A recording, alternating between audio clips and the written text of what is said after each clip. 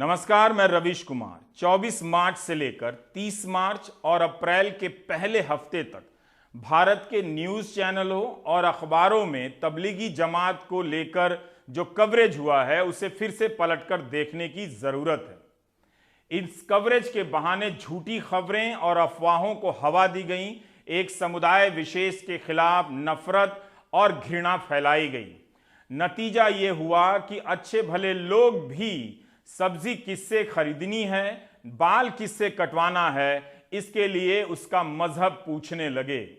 यही नहीं, सरकार की तरफ से भी इसे हवा देने के लिए प्रेस कॉन्फ्रेंस में संक्रमित मरीजों की संख्या में अलग से तबलीगी जमात के लोगों की संख्या दी जाने लगी। इस कारण लोगों में इस तरह की और धारणा फैलने लगी, जबकि ये वो समय था जब सरकार की जवाबदेही तय की जाती, सवाल किए जाते, लेकिन मीडिया ने उन सवालों पर पर्दा डालने के लिए तबलीग को सहारा बना लिया। इसका नतीजा क्या निकला?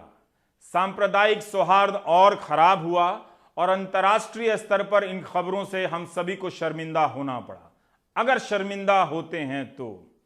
लेकिन हुए तो हैं कुछ, तभी तो जिन चैनलों ने इन अफवाहों को हवा दी, अब वही एंकर ये कहते हुए नजर आ रहे हैं कि एक या दो या तीन के किसी को हो जाने से पूरे समुदाय को आप बदनाम नहीं कर सकते। करने वाले वही थे।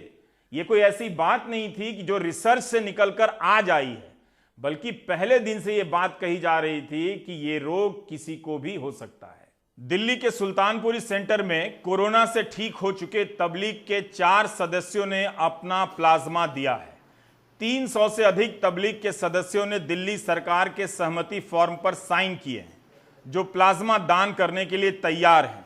क्या कोई इस आधार पर प्लाज्मा लेने से अब मना कर सकता है, जिस आधार पर कई हाउसिंग सोसाइटी में लोग हिंदू नाई और हिंदू सब्जी वाले का भेद कर रहे हैं? तमिलनाडु के 40 साल के मोहम्मद जाफर ने कहा कि वो प्लाज्मा देना चाहते हैं। डेक्कन हेरल्ड में इनकी खबर छपी है। किसी की जान बचाने के लिए भी और संदेश देने के लिए भी कि वे कानून का पालन करने वाले नागरिक हैं। तमिलनाडु में भी जमात में शामिल कई तबलीगियों ने अपनी तरफ से कहा है कि वे प्लाज्मा देना चाहते हैं। 21 अप्रैल को तबलीग के प्रमुख साद ने भी प्लाज्मा दान करने की अपील की थी।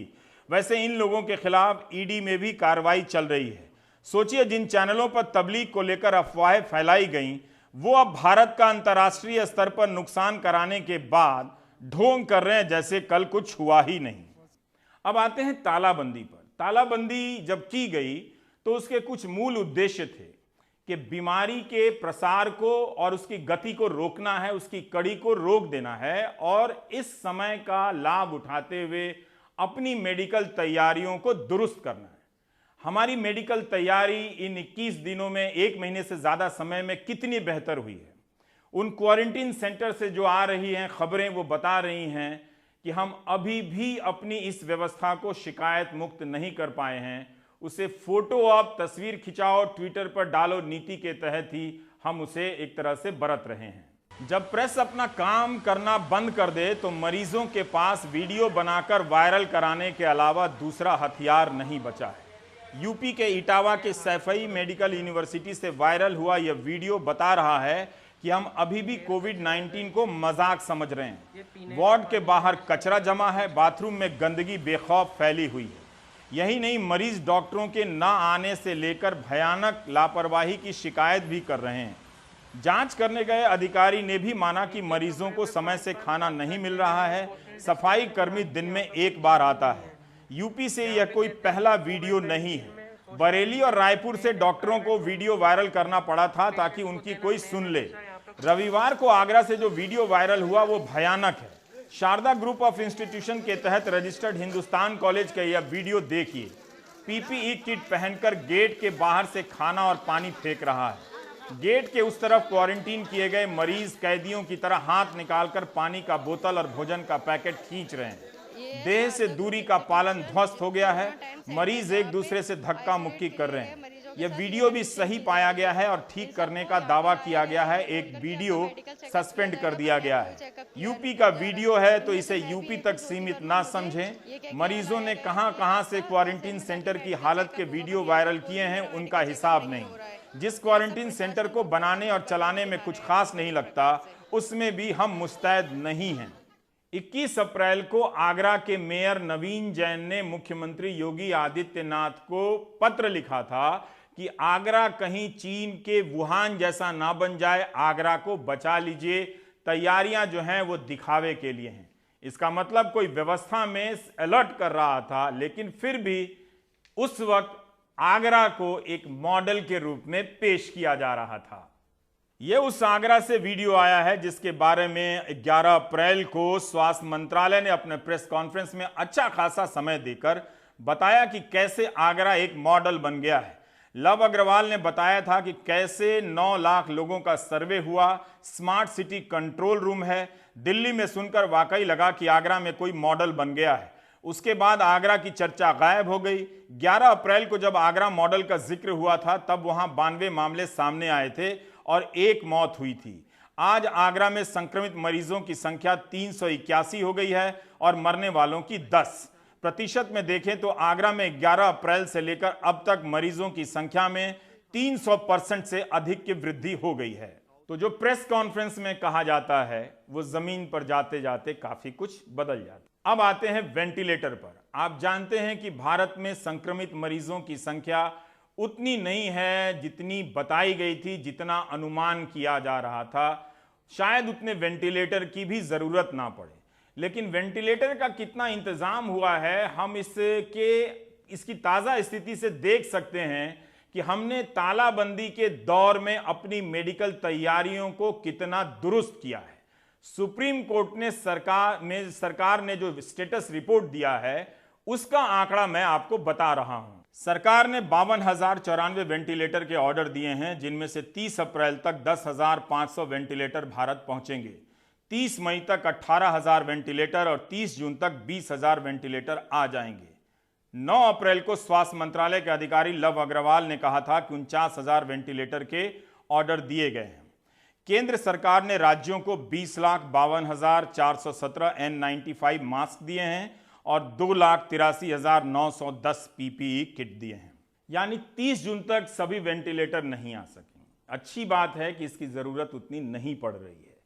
यही नहीं, अगर हमें यह पता चलता कि कोविड-19 की लड़ाई में एम्बुलेंस के ड्राइवर से लेकर डॉक्टर तक कितने लोग शामिल हैं और उसके अनुपात में ये जो 3 लाख PPE किट दिए गए हैं भारत सरकार की तरफ से देश भर में, वो पर्याप्त है या नहीं। तो सुनने में यह संख्या भले बड़ी लग सकती है 3 लाख, मगर इसका हम अर्थ अन्य सवालों के बगैर सही नहीं समझ सकते हैं। अब आते हैं रैपिड एंटीबॉडी टेस्टिंग किट पर। आपने खूब सुना होगा कि राज्य सरकारें प्रेस कॉन्फ्रेंस में कह रही हैं कि वो रैपिड टेस्टिंग किट शुरू करने जा रही हैं। क्या हुआ उसका?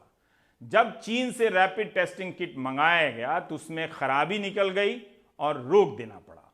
और अब इस एंटीबॉडी टेस्ट किट के वापस किए जाने की खबर आ रही है। इसके कारण कितना समय हाथ से निकल गया यह पता नहीं। यही नहीं, एनडीटीवी के अरविंद गुणाशेखर की रिपोर्ट ने एक और राज खोल दी है।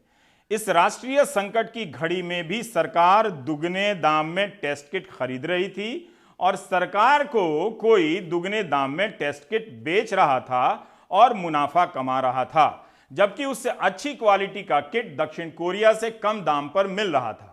भारत ने 6,50,000 रैपिड टेस्ट किट चीन से मंगाए।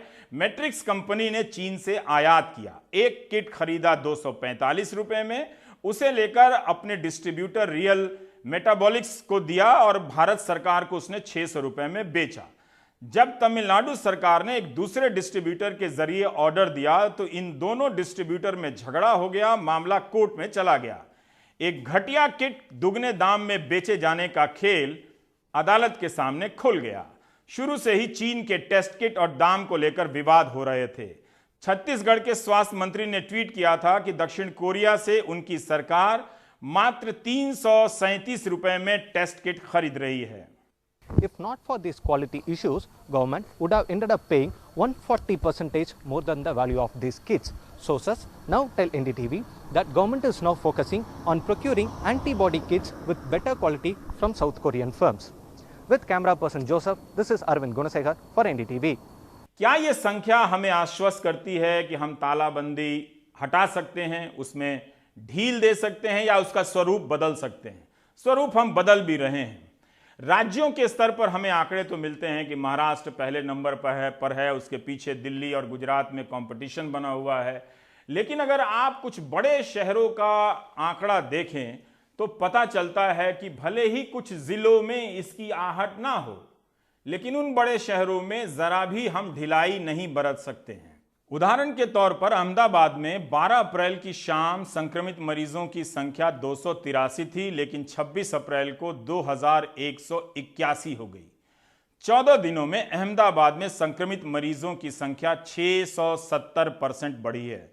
इंदौर में 13 अप्रैल को संक्रमित मरीजों की संख्या 328 थी, 27 अप्रैल को 1207 हो गई।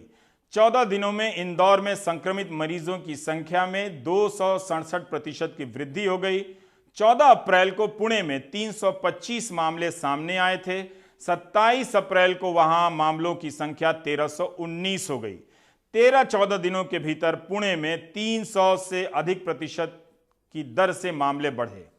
मुंबई में 30 दिन लगे थे पहले केस से 1000 होने में, उसके बाद 6 दिनों में 2000, फिर 4 दिनों के भीतर 3000, फिर अगले 3 दिनों के भीतर 4000 और फिर मात्र 2 दिन में 4000 से यह संख्या 5000 हो गई। पूरे भारत में जितने केस हुए हैं उसका 13.8% मुंबई में हुआ है। संख्या लगातार बदलती रहती है, जोड़ घटाव में कुछ कमी हो सकती है। तो आपने देखा कि मुंबई, अहमदाबाद, सूरत, पुणे या फिर आगरा या फिर इंदौर, इन शहरों के हिसाब से देखें जो एक तरह से आर्थिक गतिविधियों के केंद्र हैं, नहीं लगता कि हम तालाबंदी को लेकर उदासीन हो सकते हैं या ढीले हो सकते हैं। प्रधानमंत्री ने चौथी बार भारत के मुख्यमंत्रियों के साथ वीडियो कॉन्फ्रेंसिंग से बात की। मुख्यमंत्रियों ने तालाबंदी को लेकर तरह तरह के सुझाव दिए। कोई बड़ा फैसला अभी नहीं हुआ है सार्वजनिक जानकारी तक, और प्रधानमंत्री ने कहा कि सबको मिलकर एक नीति बनानी होगी और रेड जोन, ग्रीन जोन और ऑरेंज जोन में बांटकर काम करना होगा। रेड से ऑरेंज में लाना होगा, ऑरेंज से फिर ग्रीन में लाना होगा, तभी हम उस दिशा में बढ़ सकते हैं। दूसरी बात उन्होंने कही कि अर्थव्यवस्था को लेकर चिंता करने की कोई जरूरत नहीं है, सब ठीक है। यह जानकारी इसलिए भी दी ताकि एक तस्वीर बने कि भारत में तालाबंदी के भीतर भी कई प्रकार की तालाबंदियां हैं। एक स्तर पर भारत बंद नजर आता है, लेकिन बहुत निचले स्तर पर भारत आपको चलता फिरता नजर भी आता है। खेती का काम चल रहा है, खेती के गराज और उपकरण की दुकानें भी खुली हुई हैं। प्रधानमंत्री भले कह रहे हैं कि अर्थव्यवस्था को लेकर चिंता करने की जरूरत नहीं है, लेकिन मिडिल क्लास थोड़ा थोड़ा चिंतित होने लगा है।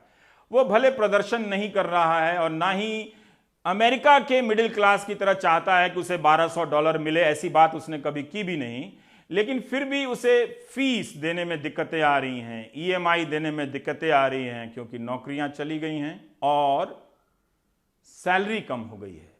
तो उसकी चिंताएं अब धीरे धीरे उस पर हावी होने लगी